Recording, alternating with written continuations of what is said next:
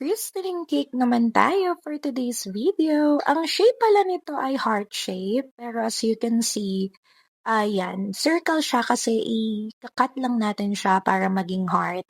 Yung size pala nito ay talagang order lang ay 5x3, pero nung sinukat natin siya, as you can see, naging 5x4 na siya nung nagkaroon ng filling. Pero talagang hindi ko na kinakat yung mga cake ko. Kung ano yung na-bake, yun na din yung binibigay ko sa mga customers. Kasi nga, nasasayang lang, wala namang kumakain dito sa ref. Kagaya niyan, ang dami ko pang mga slice cake sa ref, tapos wala namang kumakain. Ako lang, pag nagugutom, kasi yung partner ko ay wala namang hilig sa sweets.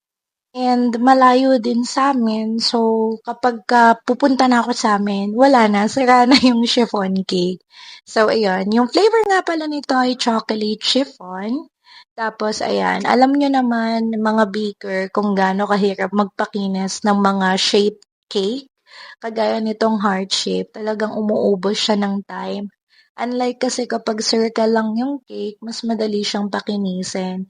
Since ito ay may mga curve, talagang challenging magpakinis ng mga ganito.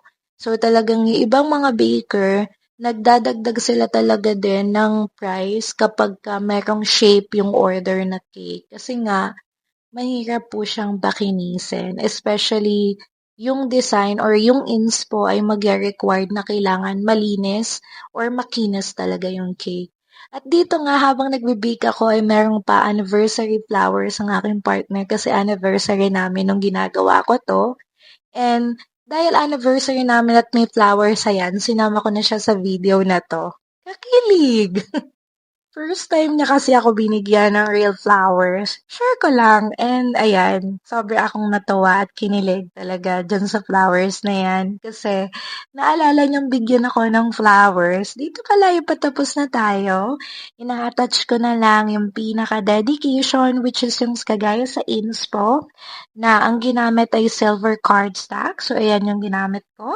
And then yung mga butterflies, ayan na siya. Tapos ayan, almost done na tayo and here's the final look of ating cake. Thank you so much po ma'am for trusting Isla Biens. Kahit po taga-Kalumpit kayo ay talagang pinikap niyo pa po dito sa Malolos. And thank you so much everyone for watching!